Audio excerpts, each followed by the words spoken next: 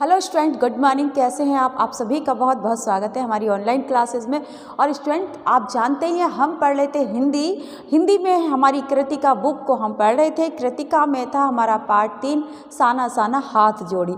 और जैसा कि आपको पता है ऑलरेडी इस पार्ट में से जो हम पढ़ रहे थे उसकी कई वीडियो बन चुकी हैं, क्योंकि कई पार्ट हो गई। ये आप जानते हैं कि ये पार्ट जो है, ये चैप्टर जो है, ये काफ़ी लंबा है और आपको इसको पढ़ने में भी बहुत अच्छा लग रहा होगा। तो कोई बात नहीं, इसके कई पार्ट हो चुके हैं, तो फिर भी अभी इसके अलावा एक और बनेगा। आज की क्लास के अलावा एक और क्लास में ये पार्ट हमारा फिनिश होगा।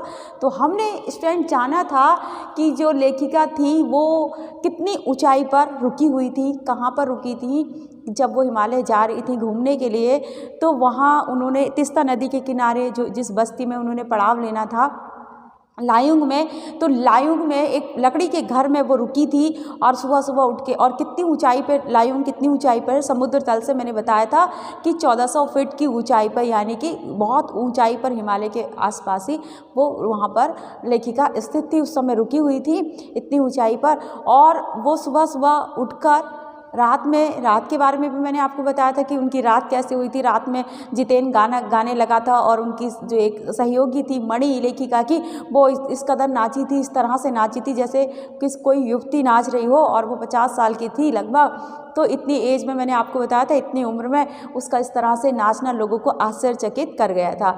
इसके अलावा हमने ये भी जाना था कि लेखिका वहाँ पर रात में फिर सो गए, वो लोग सोई और फिर सुबह उठकर वो गई, घूमने चली गई, देखने चली गई। वहाँ पर देख रही थी वहाँ की सुंदरता को, वहाँ के जितने प्राकृतिक दृश्य थे सुबह सुबह के, उसे वो देख रही थी। यहाँ तक हमने जाना था हमारी इससे वाली पहले वाली क्लास में।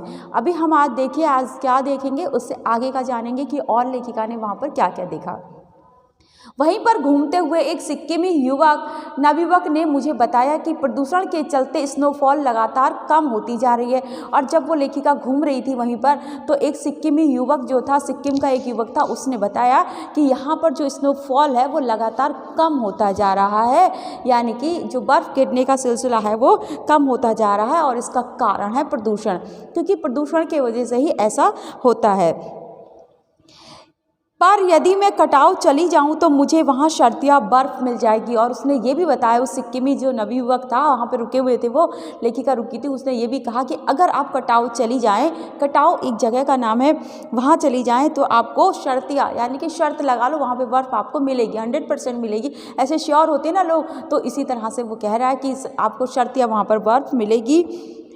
कटाव यानी भारत का स्विट्जरलैंड। कटाव को आप स्विट्जरलैंड के समान समझ सकते हैं, जैसे स्विट्जरलैंड अलग एक देश है ना। तो उस तरह से ही हमारे भारत का स्विट्जरलैंड किसे कह सकते हैं हम, कटाव को कह सकते हैं, क्योंकि वो भी उसी की तरह सुंदर है, उसी की तरह ऊंचाई पर बसा हुआ है।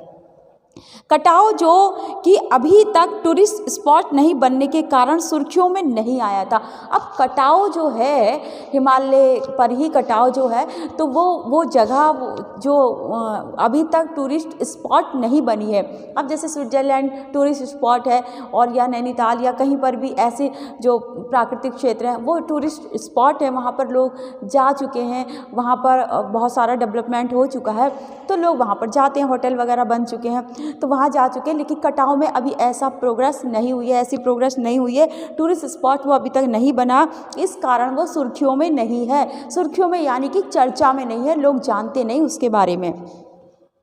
और अपने प्राकृतिक स्वरूप में था कटाव, है ना। और अभी तक क्या था, वो अपने प्राकृतिक स्वरूप में ही है, जैसा प्रकृति ने कटाव को बनाया था बिल्कुल वैसा का वैसा है। आमतौर पर होता क्या है स्टूडेंट कि लोग क्या करते हैं, किसी प्राकृतिक जगह को अगर वो टूरिस्ट स्पॉट बनाए तो वहाँ पे बहुत कुछ डेवलपमेंट उनको करना पड़ता है। अपने हिसाब से वो उसको वहाँ पर नई नई चीज़ें बना देते हैं, सड़कें बना देते हैं, कुछ चीज़ों को काट पाट देंगे, तो वहाँ का जो प्राकृतिक सुंदरता है वो नष्ट हो जाएगी बढ़ाने के चक्कर में। यानी कि प्रकृति ने जैसा बनाया वैसा वो नहीं रहता, फिर वो मानव निर्मित हो जाता है। लेकिन कटाव अभी वैसे ही था जैसे प्रकृति ने उसको बनाया था। कटाव जो लायुंग से 500 फीट ऊंचाई पर था, अभी लायुंग में 1400 फीट की ऊंचाई पर लेखिका थी, अभी और 500 फीट और ऊंचा था कटाव। और करीब 2 घंटे का सफ़र था। वह नवयुवक मुझसे बतिया रहा था और उसकी घरवाली अपने छोटे से लकड़ी के घर के बाहर हमें उत्सुकतापूर्वक देख रही थी। अब वो नवयुवक उनसे बातें कर रहा था लेखिका से, क्योंकि वो घूमने निकल गई थी, तो नवयुवक उनसे बातें कर रहा था, बता रहा था कि कटाव चली जाओ, वहाँ आपको बर्फ़ मिलेगी और कटाव यहाँ से करीब 2 घंटे का सफ़र है और 500 फीट और ऊंचाई पर आपको जाना पड़ेगा, तो इतनी ऊंचाई पर आप चले जाओ। वो जब बातें कर रही थी दोनों, लेखिका और वो नवयुवक, तो उसकी पत्नी जो थी बड़ी उत्सुकता से उनको देख रही थी, सुन रही थी। और इतने में क्या होता है कि हमें उत्सुकतापूर्वक देख रही थी, तभी गाय ने आकर बाहर थैले में रखा उसका महुआ गुड़ुप लिया। अब वह महुआ रखा था वहाँ पे, थैले में रखा हुआ, धूप के वजह से रख दिया होता, कैसे भी रखा होगा, तो वो महुआ रखा हुआ था। महुआ भी एक अनाज ही होता है, जैसे गेहूँ होता है उसी तरह का महुआ अनाज होता है। तो इतने में उसकी गाय, वो बेचारी सुन रही थी, उनकी बातें देख रही थी उत्सुकतापूर्वक कि ये क्या बातें कर रहे हैं। और इतने में गाय आई उसकी और उसने वो सारा महुआ खा लिया, उस थैले में मुँह डालकर वो महुआ गुड़ुप लिया, मतलब निगल लिया, खा लिया। मीठी झिड़कियाँ देकर उसने गाय को भगा दिया और उसने उसे गाय को मारा नहीं, बस उसे ऐसे ही डांट के भगा दिया उसको वहाँ से, गाय से। उम्मीद, आवेश और उत्तेजना के साथ अब हमारा सफ़र कटाव की ओर था। और लेखिका के मन में एक उम्मीद थी, आवेश था, और इस उम्मीद के साथ वो कटाव के लिए आगे बढ़ गए।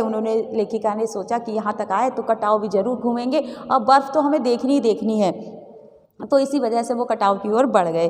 कटाव का रास्ता और ख़तरनाक था और उस पर धुंध और बारिश।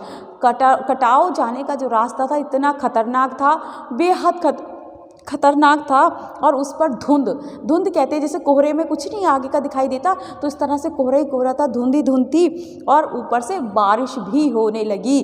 तो बारिश हो रही थी, आप समझ सकते हैं कि पहाड़ी स्थान पर जो इतना खतरनाक रास्ता, उस पर जाओ, एक तो कोहरा, ऊपर से बारिश, तो रास्ता कितना खतरनाक हो जाएगा। उस सफ़र में लोगों को कितना डर लगेगा, ये आप खुद इमेजिन कर सकते हैं।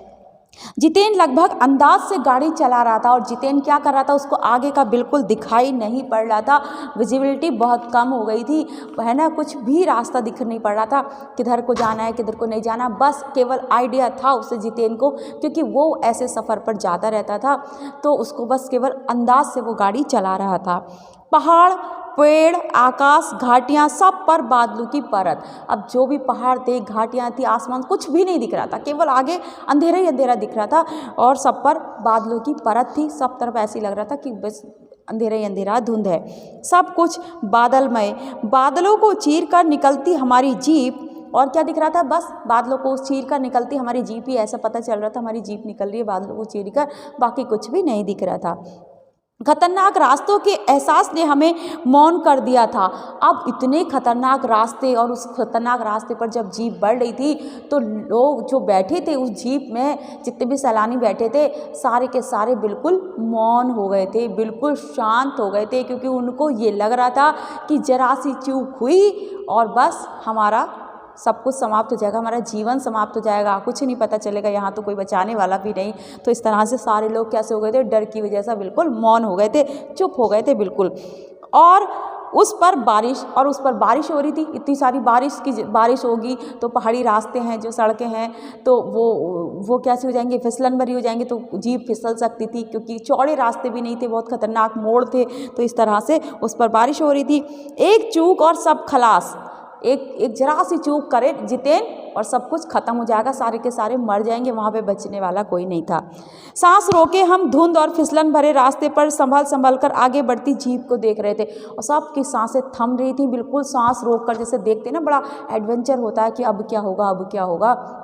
इतने खतरनाक रास्ते से वो उस फिसलन भरे रास्ते से फिसलन भी हो गई थी वहाँ पे, क्योंकि भाई देखो मिट्टी आएगी बारिश के साथ और सब सड़क वड़क पे फिसलन हो जाएगी, और पहाड़ों की मिट्टी वैसे भी लाल रंग की होती है, बहुत फिसलती है।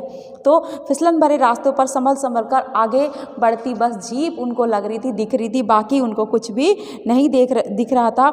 हमारी सांस लेने की आवाज़ों के सिवाय आसपास जीवन का कोई पता नहीं था, और केवल उनकी सांस लेने की आवाज़ वहाँ पर उनको समझ में आ रही थी, दिख रही थी, बाकी ये नहीं लग रहा था कि यहाँ पर कुछ और भी है, कोई और जीवन भी यहाँ पर है, क्योंकि चारों तरफ अंधेरा ही अंधेरा छाया हुआ था।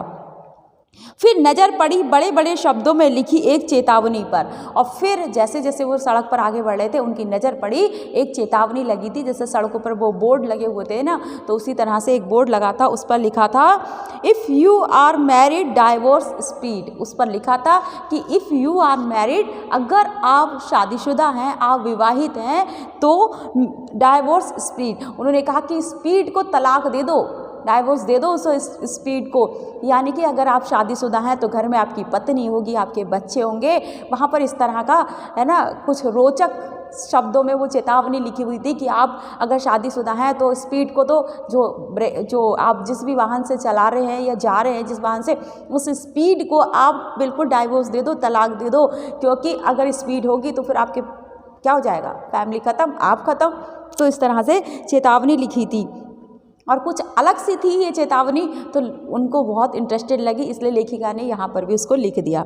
थोड़ी ही दूर आगे बढ़े कि फिर एक चेतावनी, दुर्घटना से देर भली, सावधानी से मौत टली। और थोड़ी दूर और आगे बढ़े क्योंकि वो इतने खतरनाक रास्ते थे, वहाँ पर चेतावनी अगर पढ़ते रहोगे तो थोड़ा तुम्हारा दिमाग जागृत रहेगा। तो इसलिए वो जो भी सरकार वहाँ की सिक्किम की सरकार है, तो वो इस तरह के बोर्ड जगह जगह लगा देती है। जैसे आपने अपने यहाँ भी अपने क्षेत्र में भी आप रोड पर गए होंगे सफ़र करने, तो आपने देखा होगा जगह जगह जहाँ पे मोड़ होंगे तो लिखा होगा आगे तीव्र मोड़ है, कृपया गाड़ी धीरे चलाएं। तो इस तरह की चेतावनी लिखी होती है।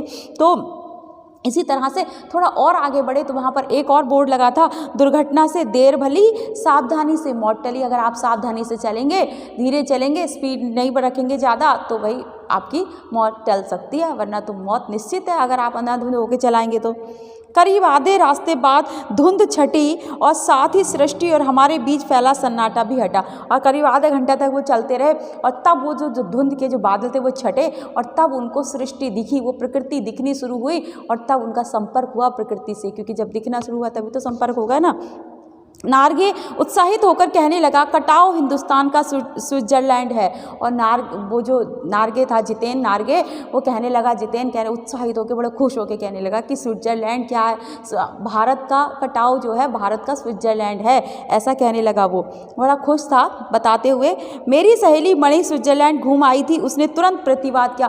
और जो उनकी सहयोगी थी मणि सहेली लेखिका की, वो स्विट्जरलैंड घूम कर आई थी। उसने जब जैसे जितेन ने ये कहा कि भारत का स्विट्जरलैंड है कटाओ, है ना, तो बड़े उत्साहित होकर कह रहा, तो उसने बिल्कुल उसकी बात काट दी, प्रतिवाद किया। मणि ने तुरंत जितेन की बात का प्रतिवाद किया कि नहीं, उसने तुरंत प्रतिवाद किया, नहीं, स्विट्जरलैंड भी इतनी ऊंचाई पर नहीं है और ना ही इतना सुंदर है। और वो कटाव को देखकर इतनी मोहित हुई, इतनी खुश हुई मणि लेखिका की सहेली कि वो कहने लगी, नहीं जितेन, तुम गलत बोल रहे हो, स्विट्जरलैंड भी इतनी ऊंचाई पर नहीं है और ना ही इतना अधिक सुंदर है, कटाव स्विट्जरलैंड से भी कहीं अधिक सुंदर है और ऊंचाई पर है, ऐसा उसने कहा।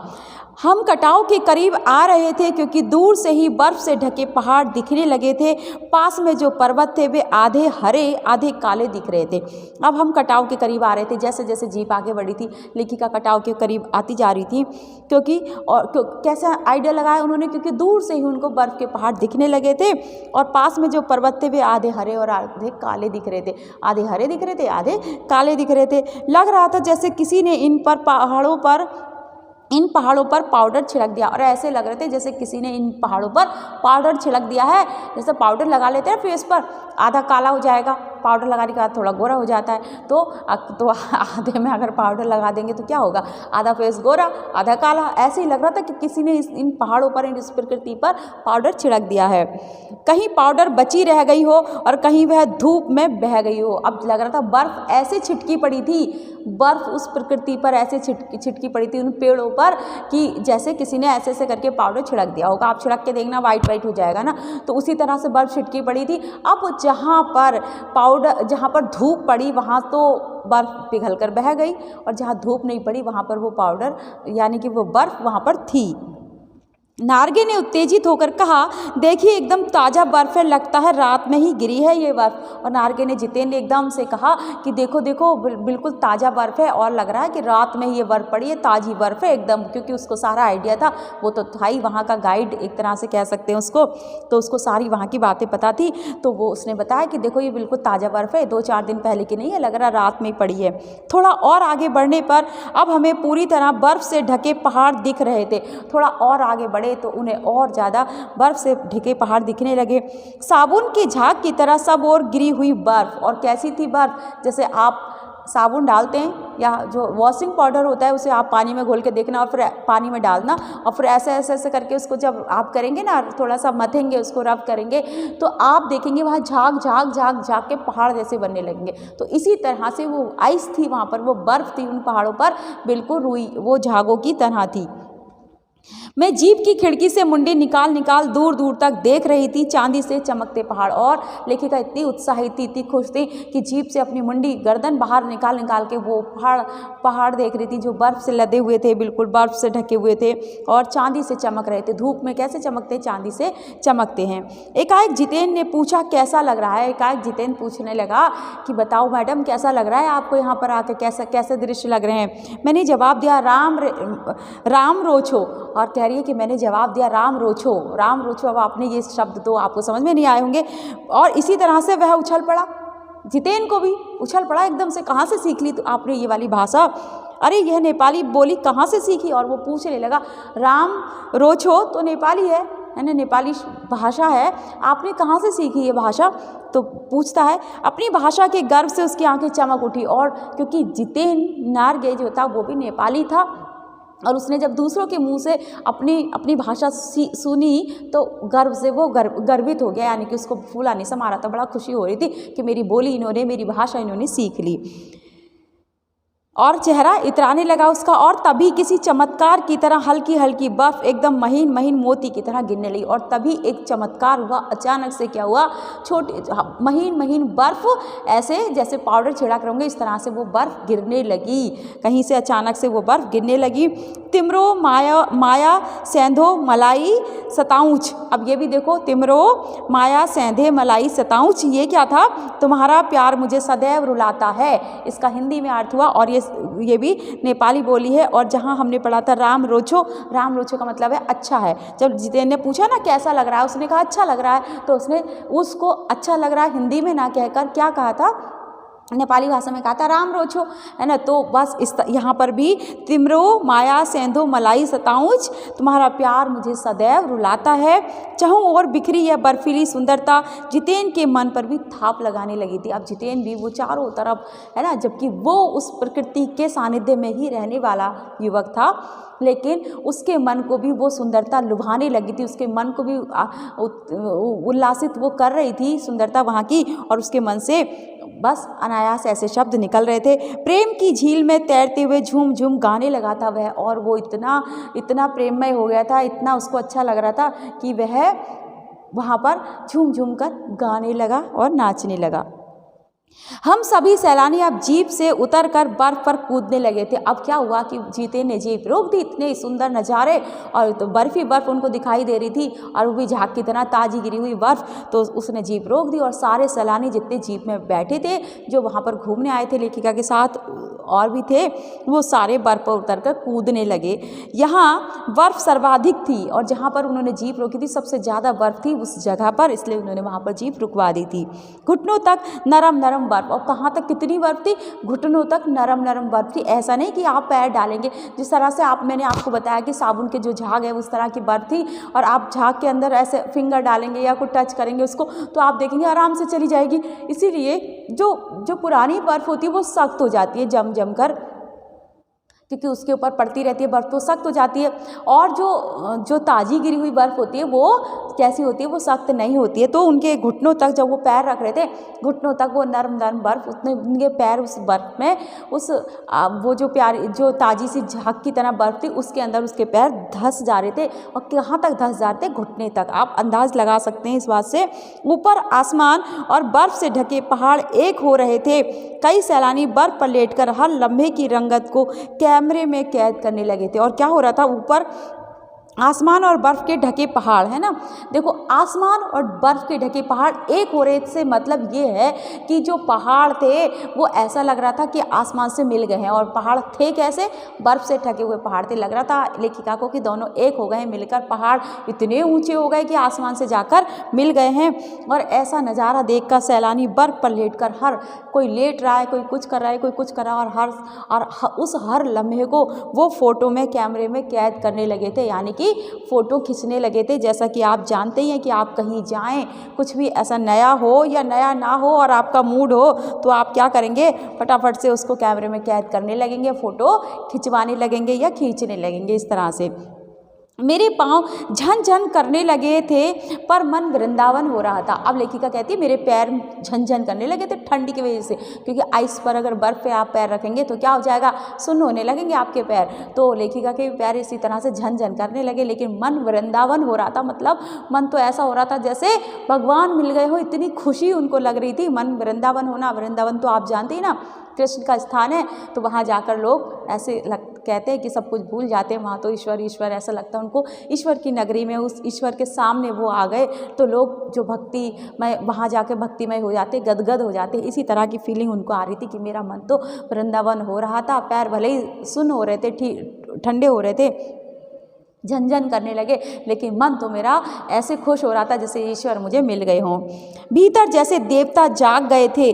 ख्वाहिश हुई कि मैं भी बर्फ पर लेटकर इस बर्फीली जन्नत को जी भर कर देखूं, और मेरे अंदर भी ये इच्छा पनप रही थी। लेखिका लिखती हैं कि मैं भी इस बर्फ पर लेट जाऊं और इस जन्नत को जी भर कर देखूं, ऐसा मेरा भी मन हो रहा था। परंतु मेरे पास बर्फ पर पहनने वाले लंबे लंबे जूते नहीं थे, इसीलिए उनके पैर झन हो रहे थे, है ना। उनके पास लंबे लंबे जो बूट होते हैं, जो जूते होते हैं, जो आपके घुटनों तक होते हैं, वो जूते नहीं थे उनके पास, इसीलिए उनके पैर ठंडे हो रहे थे। क्योंकि नॉर्मल जो उन्होंने शूज़ पहने होंगे, अब वो जो बर्फ़ पे पैर रखेंगे तो क्या हो जाएगा, उनके कपड़े भी गीले हो सकते हैं और फिर ठंडा लगेगा ना। और जो शूज़ होते हैं वो बर्फ़ पर पहनने वाले, वो थोड़े ऊपर तक होते हैं, घुटने तक, तो उनमें क्या होता है, वो बर्फ़ से बचाते हैं पैरों को, उतने ठंडे नहीं होते। तो इसलिए लेखिका ने पहले लिख दिया कि मेरे पैर झनझन हो रहे थे। मैंने चाहा कि किराए पर ले लूं, और लेखिका को इतना मोह हो रहा था वहाँ से, इतना अच्छा उनको लग रहा था। वो सोच रही थी कि मैं किराए पर ले लूं, यहाँ से कहीं मिल जाए मुझे जूते, मैं किराए पर लेकर पहन लूं और इस बर्फ़ का पूरा आनंद मैं लूं। लेकिन युमथांग और झांगू लेक की तरह टूरिस्ट स्पॉट नहीं था। लेकिन कटाव पहले ही बताया था कि कटाव अभी टूरिस्ट स्पॉट नहीं बना। सरकार ने वहाँ के लिए कुछ भी ऐसा काम नहीं किया, है ना। जब तक लेखिका ने ये पाठ लिखा था तब तक की बात हो रही है, और अब जब हम इस पाठ को पढ़ लें तब तक तो वहाँ पर डेवलपमेंट हो चुका होगा, ऐसा मुझे लगता है। तो क्योंकि अब तो कुछ जगह ऐसी बची नहीं। पर कटाव युमथांग और झांगू लेक की तरह टूरिस्ट स्पॉट नहीं था, पर्यटन भ्रमण स्थल नहीं था। वहाँ पर लोग घूमने नहीं जाते थे, इतनी खतरनाक जगह पर उस समय की बात हो रही है ये। तो यही कारण था कि यहाँ झांगू की तरह दुनिया भर की तो क्या एक भी दुकान नहीं थी, खैर, है ना।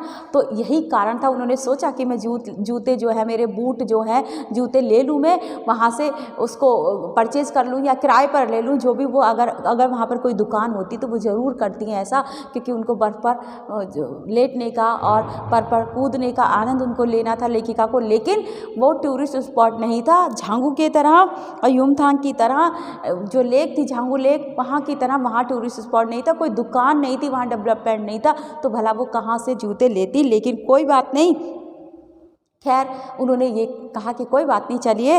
ऐसे ही वो अपना क्या करने लगी, फ़ोटो खिंचवाने लगी, या उन्होंने क्या किया लेखिका ने, या फिर उनके साथ कुछ ऐसा हुआ कि उनको बूट लेने पड़े, या फिर उन्होंने बर्फ़ का आनंद लिया या नहीं लिया, इसके बाद क्या हुआ, इस सारी बातों को हम अपनी डिस्कस करेंगे हमारी नेक्स्ट क्लास में। तो आज के लिए इतना ही स्टूडेंट, बस एक और वीडियो आएगी इस चैप्टर के और ये पार्ट फिनिश हो जाएगा। तो आज के लिए इतना ही, नेक्स्ट वीडियो में फिर मिलते हैं। Thank you.